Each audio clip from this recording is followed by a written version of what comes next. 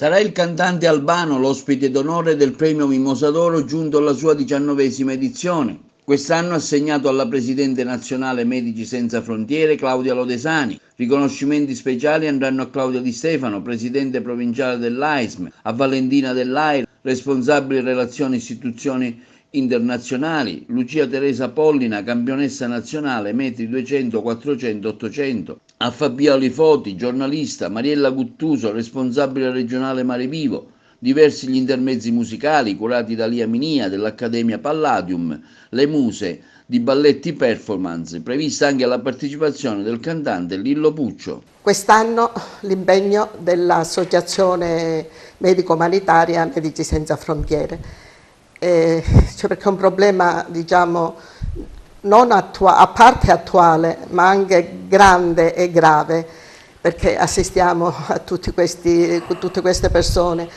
che arrivano anche sui barconi malati. La nostra Mimosa è, come dico, riconoscimento a chi veramente opera per il bene degli altri, ma è anche solidarietà, perché anche noi nel nostro piccolo cerchiamo di fare qualcosa e infatti promuoviamo una raccolta di fondi che ogni anno diamo all'associazione che attenzioniamo. Quest'anno infatti la raccolta di fondi andrà all'Associazione Medici Senza Frontiere.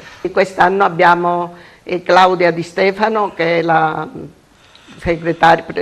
presidente provinciale dell'AISMI, la giornalista Fabiola Foti, la presidente regionale Mare Amico, Mariella Gattuso, una di atletica leggera, campionessa, e bisogna dire che oltre ad essere campionessa di atletica leggera è una che proprio si impegna totalmente anche per i giovani, non solo successo personale ma soprattutto esempio per i giovani.